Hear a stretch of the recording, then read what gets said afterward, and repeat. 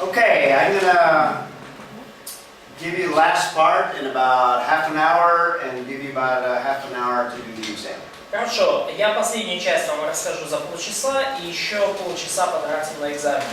There are two implications that we can draw from this period of after the destruction of the kingdom. И есть два вывода, которые мы можем сделать из периода после разрушения царства. Which I'm describing as a return.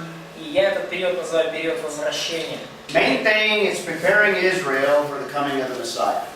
Главное, что это готовит Израиль к приходу Мессии. And a key passage that gives Israel assurance of God's sovereignty over all things. И ключевой отрывок здесь дает нам уверенность в Божьем суверенитете над всем.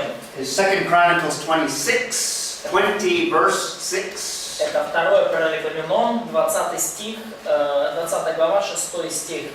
That God is ruler over all the kingdoms. Now we're talking about Gentile kingdoms. Что Бог владычествует над всеми царствами народов, и подразумеваются языческие царства. So even though God gave over supremacy to Gentiles, He is sovereign over them.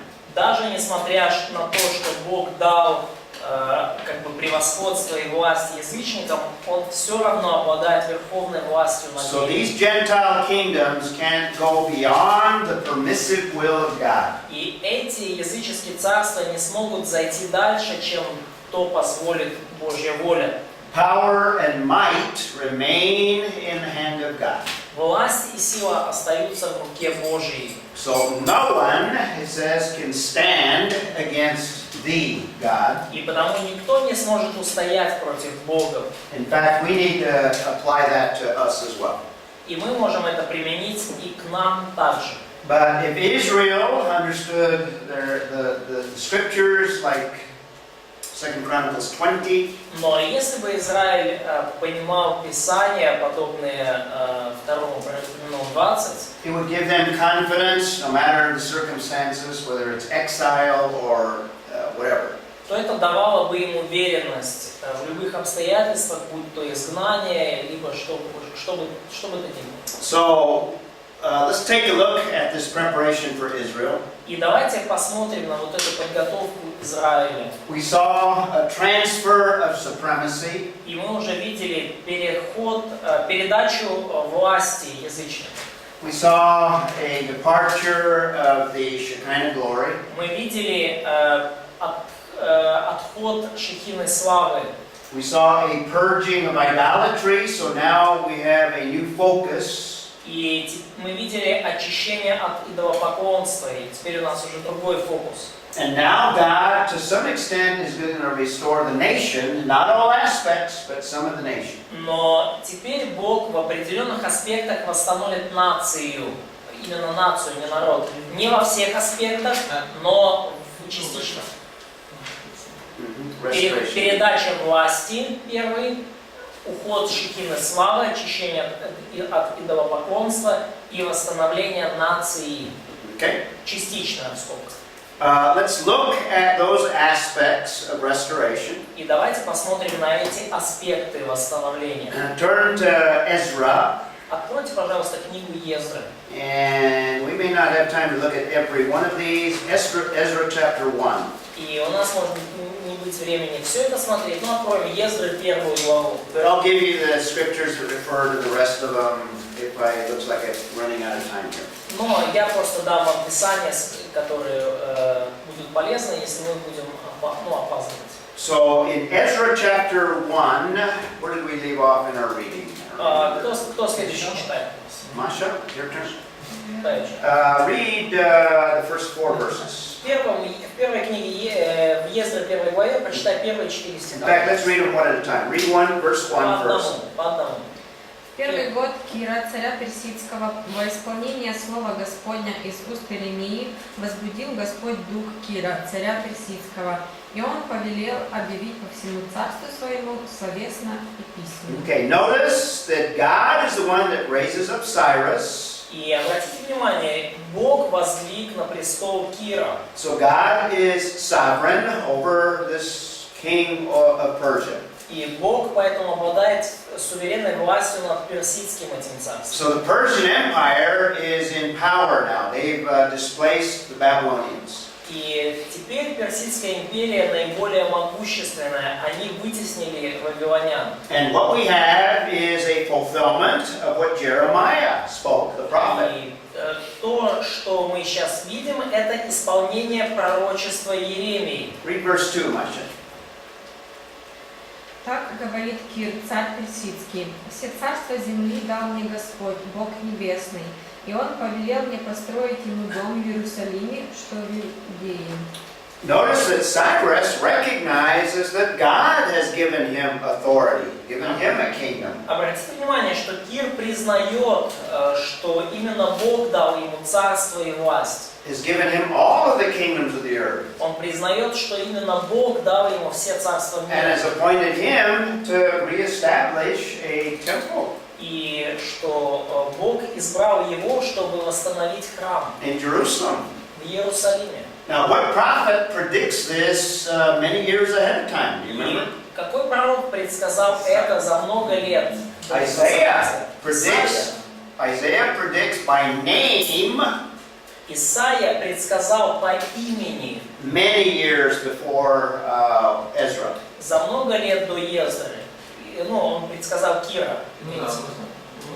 And if we read verses 3 and 4, what it's talking about is God's going to restore them back to the land. И мы уже там говорили, да, что в стихах 3 и 4 Кир повелевает часть Израиля вернуться в землю. Let's go to chapter 3.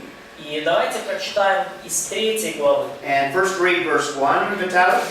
И давайте сначала прочитаем 1 стих. Виталий, Итак, наступил 7-й месяц в Израиле, и израильтяне уже поселились в своих городах. Народ, как один человек, собрался в Иерусалиме. So in chapters 1 and 2, we have the first wave of exiles returning to the land. И в главах 1 и 2 мы видим первую волну переселенцев, возвращающихся в землю. And now it says in the 7th month, they're in Jerusalem. И теперь в 3 главе мы видим уже 7-й месяц. Read verse 2 as well, Vitaly. И вот они в Иерусалиме. И 2 стих, пожалуйста. 2 and 3. Иисус, сын Иосадека, вместе со своими собратьями-священниками, Зарававелем, сыном Салафиила, и его собратьями начал строить жертвенник Бога Израиля, чтобы приносить на нем все сожжения, как предписано в законе Божьего человека Моисея. Okay. Несмотря на то, что они боялись народов, которые были вокруг них, они построили жертвенник на прежнем основании и принесли на нем все сожжения Господу и утренние и вечерние жертвы. So we have a restoration, or at least a partial restoration back to the land. И мы видим таким образом частичное, как минимум, восстановление их в земле. And what part of restoration do we have in chapter 3 that Vitaly just read? И что мы вот из того, что прочитал Виталик, видим? Какая часть еще восстановлена? Что еще восстановлено? Ну вот жертвенник. The altar, sacrificial system. Yeah, sacrificial or worship, Поклонение. restoration of the temple and worship. То есть отстройка храма и поклонение. Восстановление поклонения. We won't read it, but in chapter 9 and in chapter 10, we have a restoration of people and fellowship. И мы не будем это читать, но вот в 9-10 главе мы видим восстановление народа и общения. In Nehemiah, we have a restoration of the walls for security. В книге Неемии мы видим восстановление стен для безопасности. In fact, this is the main theme of the whole book of Nehemiah, or most of the early chapters. Вообще-то это основная тема всей книги Неемии, или как минимум первых ранних глав. Let's turn to Nehemiah chapter 8. Давайте откроем Неемии 8 главу. And let's read those verses. Those are very И important. давайте прочитаем эти стихи, которые крайне важны. And Oksana, read verses 1 and 2 of Nehemiah Оксана, chapter прочитай, 8. пожалуйста, Неемии 8 глава, 1 и 2 стих. Неемии. І зібрався весь народ, як один чоловік на Майдан, що перед водною брамою, і сказали учителю Єфрі принести з них Мойсеєва закону, що наказав був Господь Ізраїлеві. Прийди священники для закону перед збором чоловіків та аж до жінок, і всі, хто розумів чути першого дня сьомого місяця. Okay, so now they are gathered to read the law. И вот они все собрались, чтобы читать закон. Galia, do you want to read 8 and 9? Same chapter, same chapter. Прочитай, пожалуйста, в той же главе стихи 8 и 9. І читали книзі у Божому законі виразно, і вияснювали значення, і робили зрозумілим читами. І сказав намісник Неемія, і священник учитель Єздра і Левиту, що вияснювали народові до всього народу. День цей святий він для Господа Бога вашого. Не будьте в жалобі і не плачте, бо плакав увесь народ, як почув слова закону. Okay, so now the word is expounded and taught. И теперь мы видим, что слово распространяется и преподается. We have a restoration of the law. То есть мы видим восстановление закона. In other words, Scripture now is restored in the nation of Israel. Иными словами, теперь уже Писание восстановлено в израильской нации. We won't read it, but in chapter 10 we have a restoration of the covenant. Мы не будем этого читать, но в 10 главе мы видим восстановление завета. In other words, the Mosaic covenant is Иными словами, restored. Моисеева завета. But unfortunately, well, let's see, what's this? This is the covenant? Yep. Okay. We also see that, let's see, we have the restoration under Nehemiah, or Zerubbabel and Ezra, Zerubbabel and Ezra, and the period of silence. and now we have a period of silence, which is about 400 years. И далее у нас после Зарававеля, Ездры и Неемии период молчания, практически 400 лет. And what we have is the Jewish people. There are still Jews that did not return to Jerusalem. И что мы видим? Есть еще много евреев, которые не вернулись в And we Иерусалим. have Jews all over the world. И мы видим евреев, рассеянных по всему миру. The Jewish diaspora. Еврейская диаспора. Now that's going to be important because that's going to help to prepare the rest of the world for Messiah. И это будет важно, поскольку поможет подготовить остаток мира, остальной мир к приходу Мессии. So we have a preparation of Israel, И мы видим подготовку Израиля. and now God is going to begin the period of the Gentiles that'll set the stage for the preparation of the world. И теперь Господь начинает время язычников, чтобы приготовить мир к приходу Мессии. And we touched on this already, so very rapidly, we just have the dates of Babylon, Мы уже Persia, этого касались, вот империи, вот даты их правления. and these are the empires that we looked at, the beginning of the times of the Gentiles. Империи, которые мы рассматривали, это начало периода язычников. And we talked about, what happened here? The names are gone, but Babylon, Medo-Persia, Greece, Rome. Ну, мы уже говорили, да, Вавилон, Медоперсия, Греция, Рим. These are the dates for the exile, Вот это даты и изгнания. 586, 87 586, 587. to 536. This is the beginning of what we have in Ezra. Это начало вот этого как возвращения с Ездра. Israel remains in the land until 70 AD. И Израиль оставался в земле до 70-го года. And then we have 2,000 years, and then we have a break of И time у here. нас есть далее перерыв на 70 лет. They're back in the land in И мы 1948. видим, что Израиль вернулся в землю в 1948. Still the times of the Gentiles. И все еще продолжается время язычников. Oh, there they are. Okay. And God now will prepare the world. И теперь Бог начнет готовить мир. And the New Testament describes this preparation as coming in the time or the fullness of time. И Новый Завет описывает приход Мессии как приход в полноте, когда пришла полнота времени. And that's where I get the idea that all of the Old Testament is preparing all of humanity for the coming of Messiah. That's the most important event. И вот откуда я беру эту мысль, что весь Ветхий Завет описывает подготовку мира к приходу Мессии, к самому важному событию. So Galatians 4, verses 4 and 5 speak of this fullness of the times. Галатам 4, 4, 5 стих говорит именно об этой полноте времени. In that time, when God has prepared everything, then the Son comes. В это время, когда Бог все приготовил, Сын Божий, Он придет на землю. Born of a woman, Рожденный от жены, not a man. от женщины, не от мужчины. Seed of the woman, from Он Genesis является 3:15. семенем жены, как указано в Бытии 3 главе 15. All the way from Genesis 3:15, now we have the fulfillment of Genesis 3:15, or the beginning of the fulfillment. Теперь мы видим начало исполнения Бытия 3:15. Born under the law, under the Mosaic covenant, Он рожден под законом, под заветом Моисеевым, that he may bring the ultimate redemption.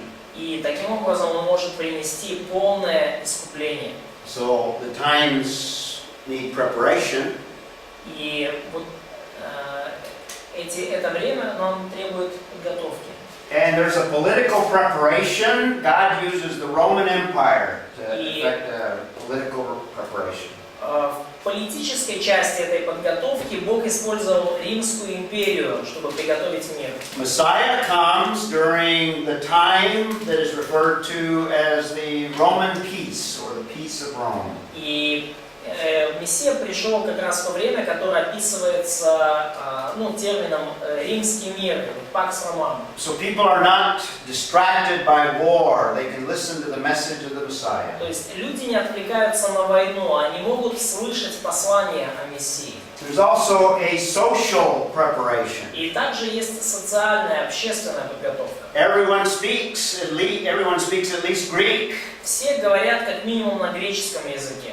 Some Jews speak Hebrew. Некоторые евреи говорят на еврейском. Some speak Aramaic. Кто-то говорит на арамейском. And there are all the other languages in other parts of the Roman Empire. И есть другие языки в других частях Римской империи. But there's one language that everybody knows, and that's the Greek language. Но есть язык, который знают все, и это греческий язык. And God uses that language to be the instrument of the New Testament. И Бог использует этот язык, чтобы он был инструментом в Новом Завете. So there's a social preparation. Это социальная подготовка.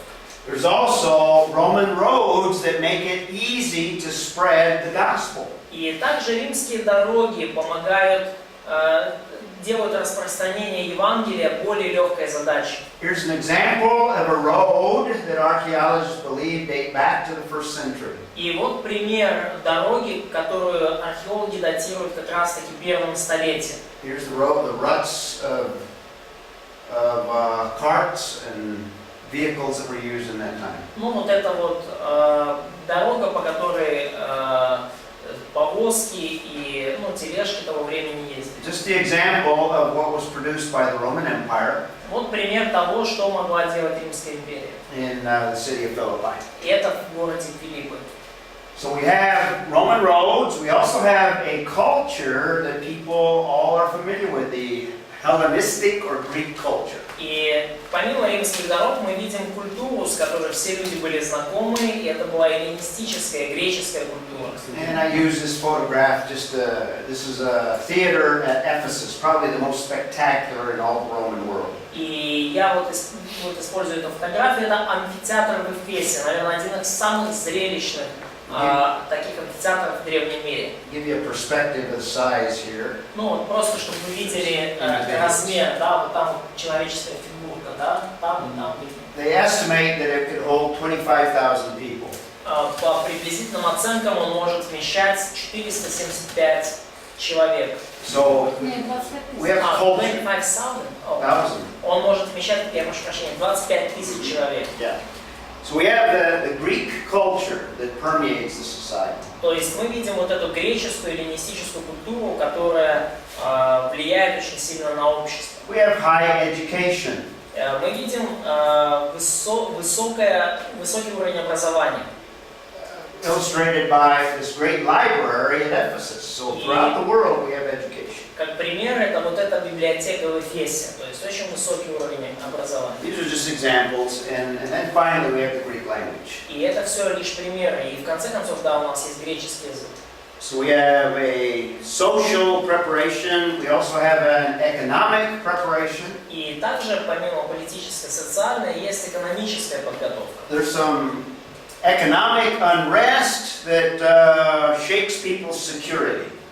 И есть определенная экономическая нестабильность, беспорядки, которые, немножко встряхивают людей, не дают им почувствовать себя слишком сильно в безопасности. Prepares them for the ultimate one, the only one that can bring security is Messiah. И это готовит их к тому, кто может принести сам настоящую стабильность и безопасность. There Это are Мессия. a lot of slaves that were oppressed and were looking for deliverance. И также было много рабов, которые были угнетены и искали избавления. And some of that produced unrest. И это также вызывало некоторые беспорядки. And we could talk about heavy taxes Мы также можем поговорить о тяжелых налогах and the contributions of even agriculture. и также о больших податях, которые приходилось платить сельскому хозяйству. So we have economic pressures. И таким образом мы видим определенное экономическое угнетение. We have a moral situation where people are looking for standards, we're looking for new answers. И мы видим моральную ситуацию, когда люди ищут стандартов, люди ищут ответов на свои вопросы. The period of the first century was a period of low morality, low standards. И период первого века был как раз-таки периодом законов морали, законодательных стандартов. So there's a spiritual bankruptcy preparing people for the solutions of Messiah. То есть определенная ситуация духовного банкротства, которая готовит людей к приходу Мессии. So all of the religious systems have failed. И потому мы видим, что вся религиозная система, она потерпела провал. And the failure of those world religions, they don't satisfy. И провал потерпели все мировые религии, они не удовлетворяют своих последователей. The Greek gods don't satisfy man's deepest needs. Греческие боги не удовлетворяют глубочайшие нужды людей. So all the gods of the Greek culture, Вот все вот эти боги были в греческой культуре, illustrated by the Greek Parthenon in Athens. и все это мы видим в греческом, проиллюстрировано греческим Парфеноном в Афинах. And the many gods of the Greeks, Poseidon being one. И есть множество богов в греческой культуре, это один из них Посейдон, Артемида, Artemis another goddess. да, другая богиня. And I've got a lot of photographs of others, but I omitted them. Но есть фотографии многих других, но я их пропускаю. So the Greek religions didn't satisfy, the Romans didn't satisfy, Roman gods. Греческая религия не удовлетворяла людей, римская также. The Roman emperors imposed worship. In other words, they demanded worship. Римская империя ввела такую практику, как поклонение императору, требовала поклонения императору, That was just oppressive to the people. поклонение Цезарю, и это было очень сильное угнетение над людьми. The emperors would build these massive temples to themselves, Trajan temple. Строили массивные такие храмы в честь самих себя, например, храм Траяна. So we have the Caesar worship. We also have philosophers. Philosophy didn't satisfy. Мы видим поклонение Цезарю, мы видим также, что философия не удовлетворяла людей. There were all the mystery religions that didn't bring satisfaction. Были мистические религии, которые также не приносили удовлетворения. The occult didn't satisfy. И оккультизм, оккультные практики не удовлетворяли людей. So there was a hunger for answers in the spiritual. И потому был определенный голод по духовным ответам. And what's the last one? Judaism. Judaism wasn't satisfactory. Ну, и иудаизм также был не удовлетворительный. So, closing application. И финальное применение для сказанного. The return speaks of God's grace И вот to Israel. то, что касается возвращения, благодать, дарованная Израилю, That grace that is offered to Israel is extended to the Gentiles, you теперь and I. распространяется и на язычников, то есть на нас. You and I. So that's the Old Testament. Это вот весь Ветхий Завет. We've seen creation being foundational to everything. Мы увидели, что сотворение является основанием для всякой вещи. We see the fall doing damage to that creation. Мы видим, что грехопадение принесло ущерб всему творению. Rest of world history affected by the sin of man. И остаток мировой истории, он находится под влиянием человеческого греха. God judges sin, and we have the first judgment, the Genesis flood. Мы видим, что Бог осудил грех, и мы видим первый суд, совершенный Богом, это потоп. Foundational to all the way that God is going to deal with sin. He's going to separate sin out throughout world history. И это основание для того, как Бог будет поступать в отношении греха и в дальнейшем истории Он будет отделять грех. We have the scattering of the peoples, forming nations. Мы видим рассеяние народов и формирование наций. Out of the nations, God selects one man, Abraham. И из всех наций Бог выделяет одного человека по имени Авраам. Through Abraham, he produces a nation. И через Авраама Бог производит отдельную нацию. God uses that nation to build a kingdom. И Бог использует эту нацию, чтобы установить царство, построить We царство. just saw the kingdom collapse and the kingdom be destroyed. Как мы увидели, это царство распалось и было уничтожено. And it prepares the way for the coming of Messiah. И теперь там готовится путь к приходу Мессии. Most important event of all of world history. И это самое важное событие всей мировой истории. Coming of Messiah. Приход Мессии. Unfortunately, Israel rejected their Messiah. И, к сожалению, Израиль отверг своего Мессию. God reaches out to the nations, and the gospel goes out to the nations. И Бог достигает тогда другие нации, и Евангелие идет в другие народы и нации. Ukrainians and Russians and all peoples now can respond to the gospel of Jesus Christ. Украинцы, русские, все другие нации теперь могут ответить на Евангелие Иисуса Христа. But eventually, after the church age, Messiah is going to return and establish the millennial kingdom. Но в конце концов, после того, как церковь закончится, Мессия вернется и установит тысячелетнее царство. That's all of world history И вот это вся мировая история. on one slide. На одном слайде. Okay. Let me give you just a real brief for the next 2 or 3 minutes here. И вот очень кратко в течение ближайших 2-3 минут. These are the major events of ancient history before Christ. Вот это основные события древней истории до Христа. We've looked at each one of them. Мы рассмотрели все их. Most important event, which one? И наиболее важное событие, какое? Приход Мессии. Coming Messiah. Наиболее важное событие – это приход Мессии, Who was crucified about 33 AD. который был распят примерно в 33 году нашей эры. Most important event. Наиболее важное событие. And he established a church, which we may say is a series or a period of time, but we'll view it as an event.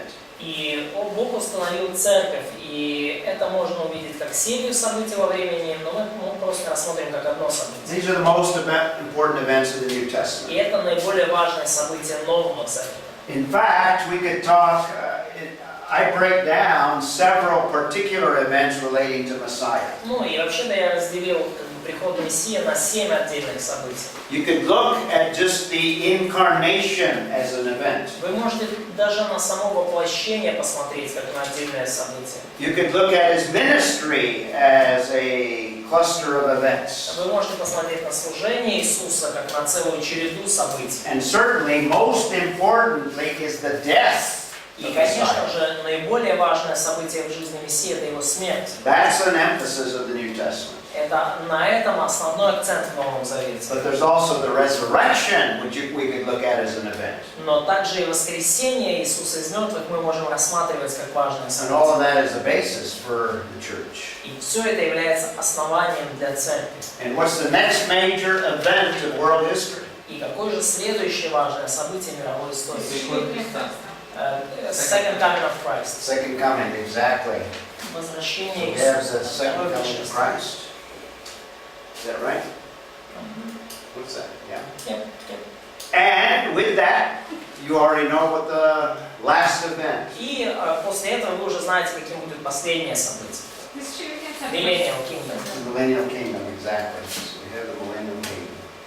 These are the major events of all of world history, even looking into the future. И это основные события мировой истории, даже если мы будем заглядывать в будущее. Okay? А почему миллениум? Ну, так называют тысячелетие царства. Получается, таузовый должен быть. Сам, почему сам? Миллениум? Таузовый. Тауз, 1000. Ну, типа, понимаешь? Я понимаю. Миллион. 1000 лет называют Okay? миллениум. Всегда. Всегда. Ага. So looking, did you, no problem? Looking at the same timeline, looking at it more in terms of eras of time or periods of time. И давайте вот посмотрим еще раз на другую диаграмму, вот как эры во времени. We have the origin of Israel. Мы видим происхождение Израиля, We have the emergence of Israel, мы видим возникновение Израиля как нации, this period of time. это где-то вот отсюда. We have the kingdom of Israel Мы to видим this период time. царства, And we just finished looking at the return until the coming of закончили Messiah. рассматривать возвращение и подготовку к приходу Мессии. And most important, at the center of world history is Messiah. Наиболее важное событие, это центр мировой истории, это приход Мессии. And then we have the church, which begins on Pentecost. И теперь мы видим, мы сейчас живем в период церкви, который начался с Дня Пятидесятницы, Will last until the second coming of Messiah. и он продлится вплоть до второго пришествия Мессии. Notice we have a break in our timeline. Ну и видите, здесь такой перерывчик в нашей шкале. And then we have the Millennial Kingdom. И дальше у нас будет тысячелетнее царство. That's world history. Вот это мировая история. Is there any event in the secular books of world history more important than any of these? Есть ли события какие-то в мировой истории, которые были бы более важны, чем эти? I would say no. Я бы сказал нет.